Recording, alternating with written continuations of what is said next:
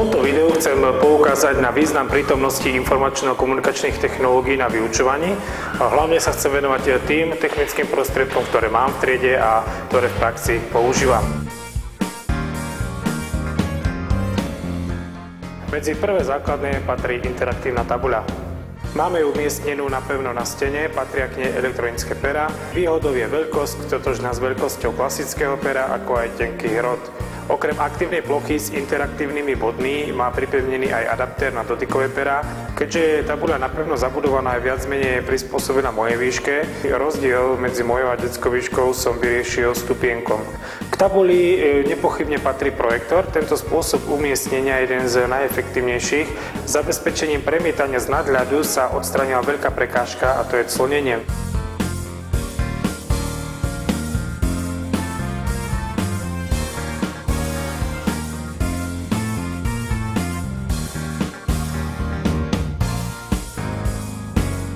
Medzi ďalšie nenahraditeľné technológie na vyučovaní patrí vizualizér. Podľa rebríčka využívateľnosti by som mu dal po interaktívnej tabuli na druhé miesto. Je to naozaj vynikajúci pomocník, ako si neskôr ukážeme. S interaktívnou tabuľou idú ruka v ruke. Pozostáva z pohyblivého ramena, na ktorom je upevnená hlava a v nej sa nachádza kamera s lampou na osvietenie snímaného dokumentu. Na podstavci sa nachádzajú funkčné tlačítka, o ktorých si povieme priamo pri jeho využití. Spomeniem tie najpraktickejšie, ktoré sa najviac používajú alebo dajú využiť. Medzi nenahraditeľné pomôcky na vyučovanie patria aj notebooky. Koľko notebookov, toľko žiakov.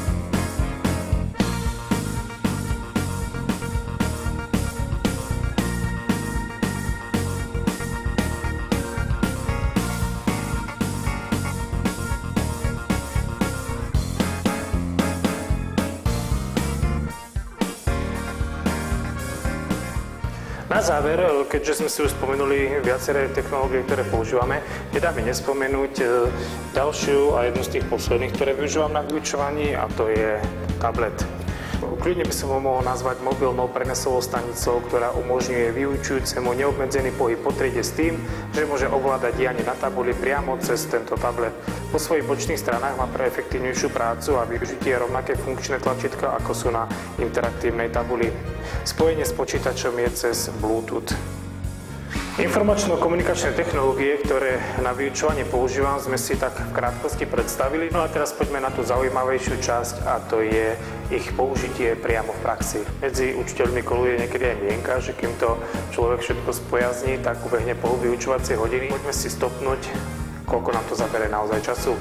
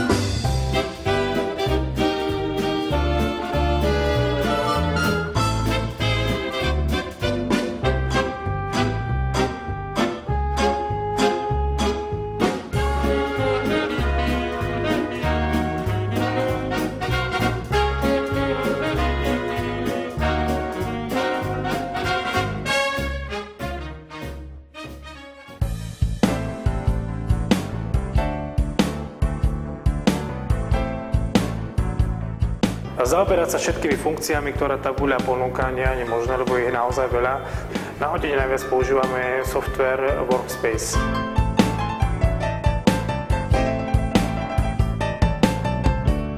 Buď si učiteľ môže zvoliť čistú stranu, alebo si môže učiteľ zvoliť linajkovú stranu. Slúži aj ako elektronická písanka, čiže môžeme zapisovať poznámky, či už tlačeným písmom, je tam schopnosť aj prepísania písaného písma do tlačeného písma. Veľmi dobrá vec je zvýrazňovať, čiže učiteľ priamo na tabuli môže počiarknúť, zvýrazniť dôležité veci v texte. Kopírovanie funguje presne tak ako v počítači. Počas celého roka si takto vytvára tzv. Elektronický zošit a ten potom môže zúročiť pri opakovaní. Na úvode hodiny si môžem otvoriť súbor, v ktorom som už pracoval s deťmi. Napríklad môžeme sa vrátiť k matematike, pracovný zošit. A sú to vlastne naskenované strany z pracovného zošita cez vizualizer a takto vlastne potom môžeme doplňať jednotlivé príklady. Galéria. V rámci prvovky si môžeme zvoliť stranu a na tej strane si napríklad preberáme motýľa, tak raz, dva, dva motýľa. Takisto si môžeme pridať potom ku ňmu aj jeho jednotlivé časti. Galéria je zatriadená podľa predmetov, čiže matematika, geometria a v rámci geometrie potom môžeme si dať rôzne geometrické tvary a učiteľ, keď sa s tým zoznámi, je to vynikajúci pomocník. Vďaka tomu, že mám v sebe zabudovanú aj klávesnicu, môžu deti vlastne pracovať napríklad s edukačným programom ako je Ferdo, môžu priamo na tabuli doplňať čísla.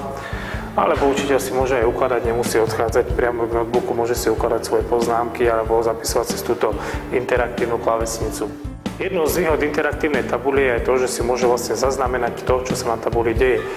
Ako môžeme vysvetliť napríklad, ako sa má správne písať písmeno A.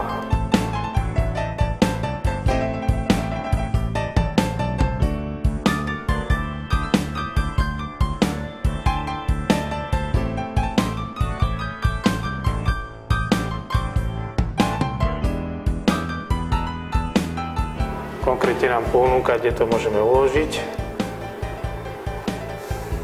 Môžeme súbor nazvať. Písmeno A uložiť. Ku písmenku sa potom môžeme samostatne spätne vrátiť, alebo si ho môžeme aj priamo premietnúť v dotyčnom programe. Najlepšie je kombinovať interaktívnu tabuľu spolu s vizualizerom a ako to funguje, to si teraz ukážeme. Práca s vizualizerom je veľmi jednoduchá, pohyblivé rameno nám umožňuje kedykoľvek približiť alebo oddeliť kameru.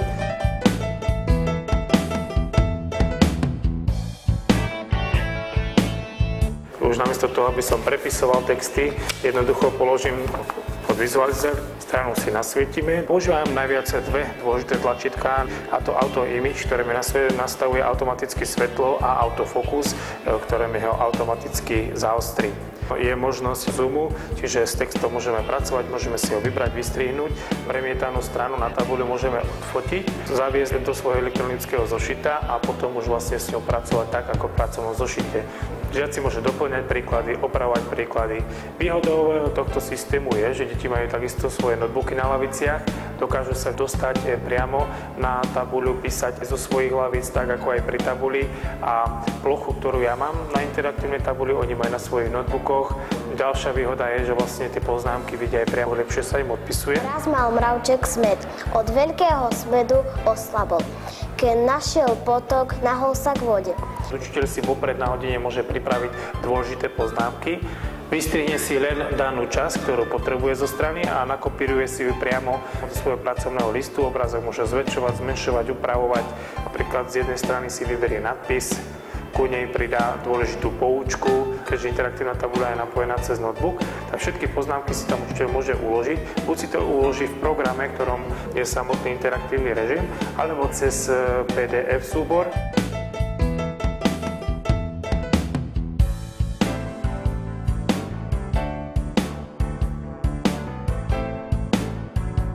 Je to výhodné zvlášť pre žiakov, ktorí chýbajú buď z dôvodu nejakej súťaže, alebo sú chorí, nemohli prísť, išli k zubárovi, tak stačí, že si tie poznámky potom následne prekopírujú do svojich notebookov a už potom len s nimi pracujú, odpisujú, nepotrebujú si požičiať nejaký pracovný zošit od svojho kamaráta, spolužiaka.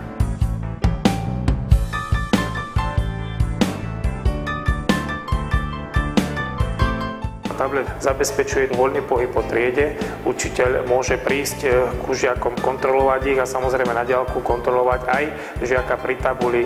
Môže reagovať, nemusí priamo ísť k nemu, aby mu ukázal, čo má urobiť správne alebo čo je chybné. Zo zadných lavíc pomocou tabletu môže viesť výklad. Pri deti je to aj také oživenie, že počas výkladu vyučujúci príde priamo k ním, k laviciam a pritom vlastne môže kľudne ovládať tú tabuľu. Je to dobre pri samostatnej práci, kedy sa vlastne pohybujem medzi žiakmi, môžem s nimi pracovať a pritom, ak potrebujem reagovať na tabuli, tak priamo z miesta od žiakov môžem túto činnosť vykonávať. Teraz mi doplň toto slovo.